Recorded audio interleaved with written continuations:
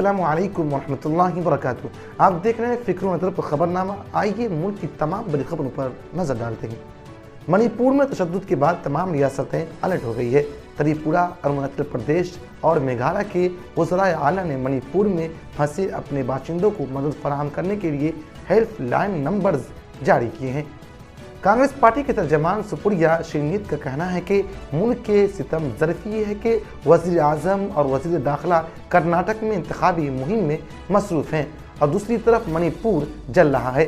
उन्होंने कहा है कि मणिपुर में हालात इंतहाई तशवीशनाक हो चुके हैं और तशद्दुद का सिलसिला थमने का नाम नहीं ले रहा है, इसलिए वहाँ फौरी तौर पर सदरराज नाफिज करके अमन बहाल किया जाना चाहिए। नेशनलिस्ट कांग्रेस पार्टी के नए सरबराह के इंतखाब का इम्कान था। इस सिलसिले में आज मुंबई में एक अहम मीटिंग भी हुई, जिसमें एनसीपी कोर कमेटी ने शरद पवार का इस्तीफा मुस्तरद कर दिया है। इत्तलात के मुताबिक एनसीपी की कोर कमेटी ने एक करारदाद मंजूर की, जिसमें पार्टी सरबराह शरद पवार से इस्तीफा की क़यादत जारी रखने की दरख्वास्त की गई। नेशनलिस्ट कांग्रेस पार्टी की आज मीटिंग 11 बजे शुरू हुई। कयास किया जा रहा था कि आज नए सदर के नाम का ऐलान किया जाएगा। ये कमेटी 82 साला पवार ने नए सदर के इंतखाब के लिए बनाई थी। इसमें पार्टी के सीनियर रहनुमाओं ने शिरकत की।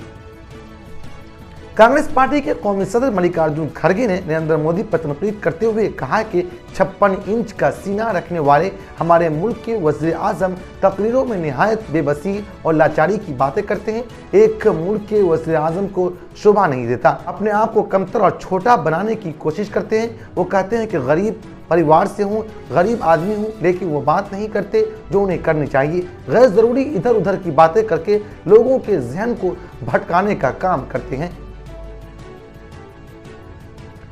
कर्नाटक हाई कोर्ट के हुक्म के मुताबिक फ्रीडम पार्क के अलावा बेंगलोर के किसी भी हिस्से में रैली, एहतजाज और जुलूस पर पाबंदी है, लेकिन वज़ीर आज़म नरेंद्र मोदी को इंतखाबात के पेश नज़र शहर के मुख्तलिफ हिस्सों में रैली निकालने की इजाज़त दी गई है। एक वकील ने हाई कोर्ट के रजिस्ट्रार से इस सिलसिले में वॉलंटरी पिटीशन दायर करने की दरख्वास्त की है।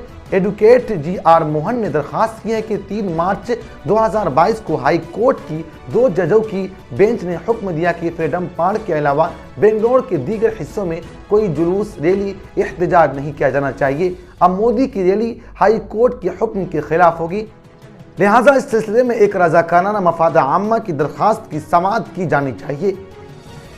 रियासत कर्नाटक के जिला कोलार में एक इंतखाबी रैली से खिताब करते हुए MIM के सरबराह असदुद्दीन ओवैसी ने कहा है कि अगर मैं अवाम में कह दे कि अल्लाह अकबर का नारा लगाकर वोटिंग मशीन की बटन दबाएं तो मीडिया वाले शोर मचाना शुरू कर देंगे। उन्होंने कहा है कि PM मोदी ने कर्नाटक के लोगों से वोट डालते वक्त जय बजरंग बली कहने को कहा, जबकि कांग्रेस पार्टी के DK शिवकुमार ने कहा है कि अगर कांग्रेस पार्टी दोबारा इक़्तिदार में आती है तो वो कर्नाटक में मजीद हनुमान मंदिर बनाएंगे।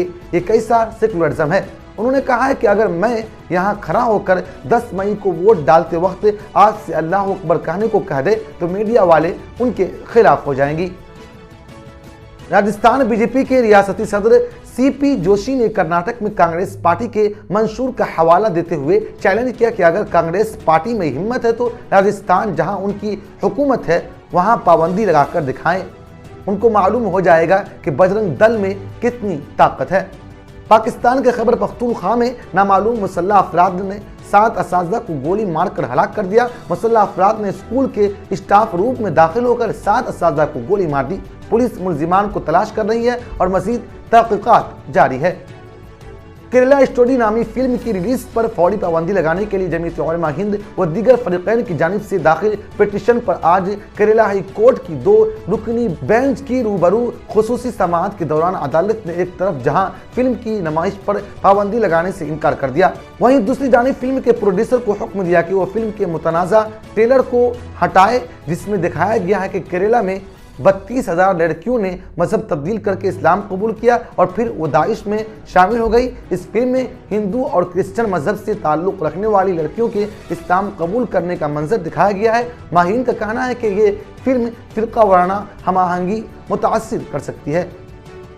पाकिस्तानी क्रिकेट टीम के कप्तान बाबर आजम ने न्यूजीलैंड के खिलाफ चौथे वनडे मैच में 19 रन बनाकर दुनिया के तेज तरीन 5000 रन बनाने वाले बल्लेबाज बन गए हैं।